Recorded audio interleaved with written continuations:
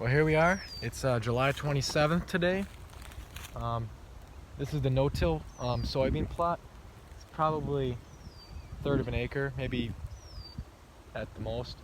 And right next to it on the end here is just like a 20-yard by 30-yard strip of buckwheat.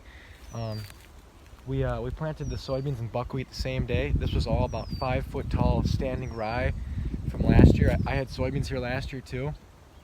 And last year this was all soybeans as well, but last year it was a tilled, well actually no, it was a no-till plot too. We just seeded into the brassicas, but then I seeded this rye down in September into the beans when they were turning yellow, and it grew back this spring, and we threw in the buckwheat and this little portion right here for today I'm going to plant brassicas into the buckwheat and just pack it down with the ATV tires. Just simply because it's such a small area, it won't take too long. If we were doing the whole plot, I would have brought the drag and we would have used the drag to help crush down like we did with the rye. Yeah, these beans, they had a really slow start. After we planted them, we had like 3 weeks without any rain, and it was looking pretty bad. But now, they're coming along. They don't have any flowers on them yet, so they're pretty far behind. They'll have pods, but they're not going to yield as high. On the other side of the property, we have a tilled bean plot, and those probably have pods on them right now because they pretty much came up right away after we put them in. Look at how much rye there is here. I can't believe this ground must be really good. We've never fertilized it. I mean, in the future we're probably going to have to, because I can't believe how good this stuff grows out here without any fertilizer. This is a third-year food plot right here, and we have never fertilized, and this rye was the tallest rye out of any of the rye we planted. It was almost 6 feet tall in certain areas. Just look at how thick that is too. So I'm kind of worried. I mean, these brassica seeds, they'll get down in there, but I know whenever you plant brassicas like this, the no-till method, either no-tilling into buckwheat or just no-tilling into weeds or just no-tilling onto dirt, they always seem to grow pretty darn slow for the first month and a half, at least the first month, but then they start to take off. This buckwheat is right about waist high, looking pretty good. So yeah, I'm gonna seed this quick, crush it down, and then I'll get the sprayer back out here, and then I'll update you, what this turns out to be. So yeah, looks pretty good.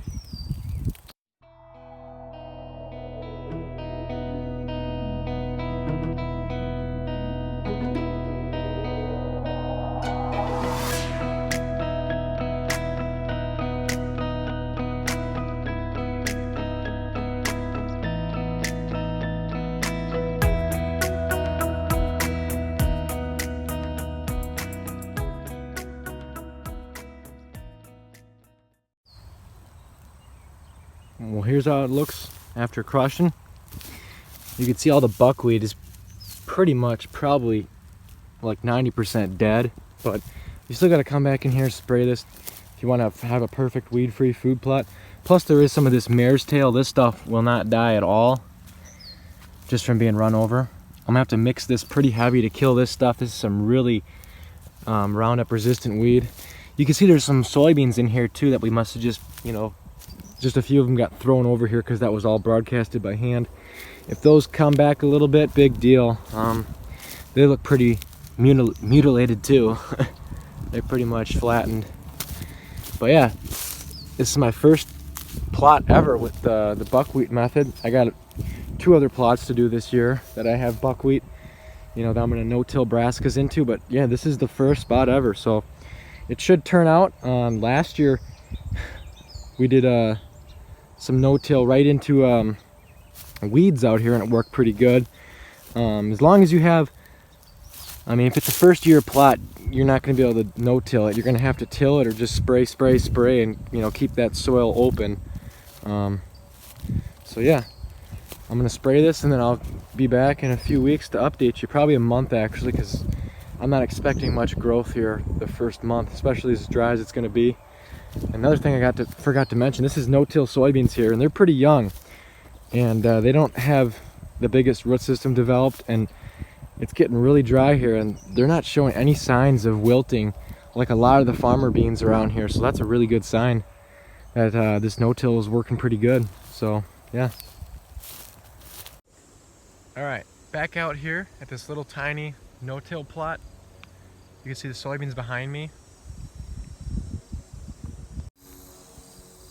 It hasn't turned out that good yet, but you can see they're coming. I knew it was going to be a little bit slower growth from the start, but you can see there's a thick spot there, and there's a lot of nothing. I don't know what would cause that. Right there's one, but I know I probably should have seeded it a little bit thicker. I know in the past I've overseeded some plots, so I wanted to go thin, but with this no-till method, it's probably better to seed a little heavier. I'm not seeing anything growing in these dead spots, but there is some brassicas coming in here. You can see a couple here, a couple there. There's another spot where they're coming in a little bit better. Some of these weeds survive the spraying too. That horsetail weed, that's a really hard weed to kill. There was a few soybeans that were in here too, and obviously the spray didn't kill them. I crushed, this was all buckwheat that I crushed down. And here's the old rye, and here's the buckwheat. The buckwheat's actually deteriorating a lot faster than the rye. See the buckwheat right here? The rye is still really, really thick and kind of staying on the ground a lot better. The buckwheat's pretty much dried up and gone. But there is brassicas in here. They look pretty weak. That's how they usually look when you no-till. They got all these weird jagged edges on the leaves and stuff. But this is almost, I think, almost a month of growth. I knew they wouldn't be that big after a month, but by the second month, now that they're up like this, they really start to explode in growth. So next month when I come out here to update you, it'll be quite a bit of a difference. There'll probably be some weeds starting to fill in too, but for some reason, look at how big they are right here. Now you see how there's open ground right here? No-till is great and all, but I don't really know if I'm totally sold on it yet, because I've had some troubles this year, and even in the past with these no-till brassicas. No-till beans work fine as long as you get good rain. This is a no-till bean plot that didn't have a rain on it for 3 weeks after planting, and it turned out phenomenal. It's obviously behind, the pods aren't as filled in, and it's still flowering quite a bit, but there is pods on there. But if it would have had a 3-week head start, it would have definitely been further along. The beans work good for no-till, but I'm not completely sold on the brassicas yet, because they just suffer such slow growth and very poor germination. I mean, you can see a plant there, plant there, plant there, 2 up there, a bunch right there, couple up here, but like nothing right in here, nothing right in here. I guess right here's one. Right there's another one. Yeah, there is one right there too. So they're just really far behind, probably because of this thick mulch mat. I mean, you can literally see that. It's just poking through the mulch layer of all the rye. Here's a couple other ones that are really small. So I mean, I know for sure the plot won't be too thick whenever you plant this method. You'd have to really, really crank out the seed to get it thick like that throughout the whole plot. These plants that are just poking through, they'll be definitely that big or bigger in a month from now. And it'll start to fill in the plot pretty good. But if you plant this method, just know that you probably want to plant middle of July or late July. You don't want to wait till early August or mid-August to plant, because then like I said, the first month of growth is just really slow for some reason. Probably just because it's underneath all this mulch mat, and these seeds just have a hard time getting above it. But once they get above it and get some root, root established, it'll start to grow a lot faster. So I'll be back out here in a month to show you what it looks like then. Well, behind me here is this little tiny section of no-till brassicas I put in this year. Right next to this is the beans. The 1/3 of an acre of no-till beans that look just absolutely amazing. The beans will be our winter food source, and this little brassica plot will be like our little green, our greens attractant plot, you know, our hunt plot. Like I said, this is the property with not much cover, so to see a shooter buck in here is pretty random. Usually they're coming from a mile to or so away from the bigger cover of woods. Looks pretty good. I mean, there is some spots where it's kind of patchy, but at least those spots where it's pretty empty, those plants will have their, you know, have the most possible space to grow to their full potential. But you can see some of those areas, I don't know why it looks so much better around this tree.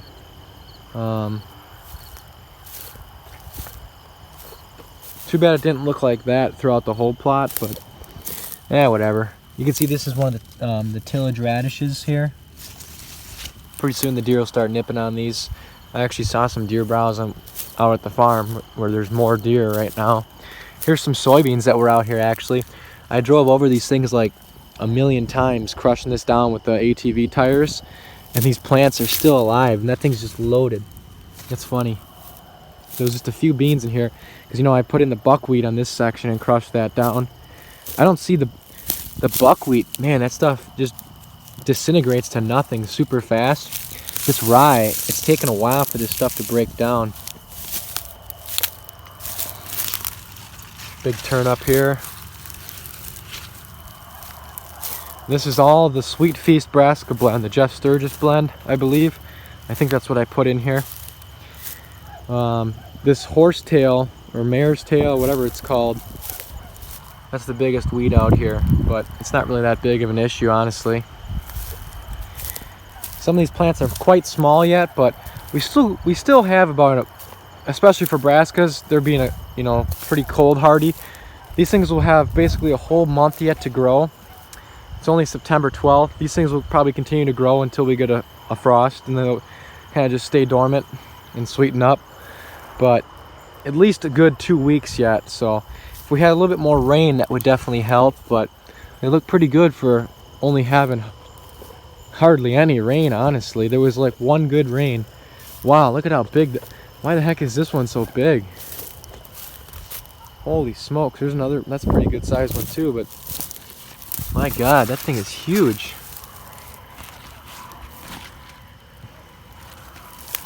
Wow. But yeah, it's not the best looking plot, but it turned out pretty good, I guess, for the lack of rain. And there's definitely going to be some greens here for the deer. This isn't really our winter carryover plot. That's what this is.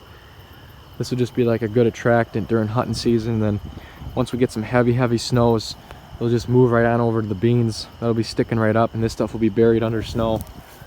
So yeah, this will be the last and final update in this video. Whatever these are, I know last year when I planted the Sweet Feast Brassica blend, the deer just absolutely love these. This is some sort of kale or forage rape variety. A lot of these turnips like this, they don't really eat these leaves too hard unless they really have to. These leaves are, you can just feel it, that they're just way more like juicy and tender. Well, these are kind of more like sandpaper and probably not as tasty. So the forage rape and kale they really like, but those turnip bulbs, they'll eat on those a little bit. But I think this blend should, in my opinion, should have a little bit more of this kale and stuff, but maybe that's just what grew. Maybe these brassicas, I mean these turnips are a little easier to grow. I don't know. Doesn't seem like too many of the forage rape and kales came up, but they're in here. They're just a little smaller, I think. So yeah, thanks for watching, guys. Hope you enjoyed the video. Hope you learned something. Yeah, hopefully next year's a little better, a little wetter.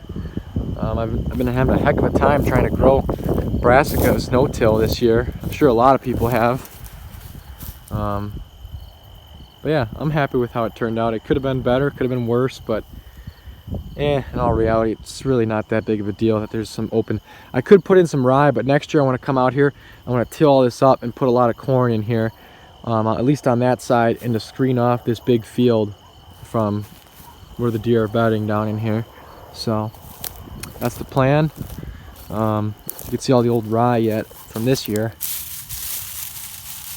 So maybe having a year of a tilled plot would help, you know, just break things up again, and then I can convert this back into no-till in a year from now. So yeah, thanks for watching. Hope you enjoyed the video.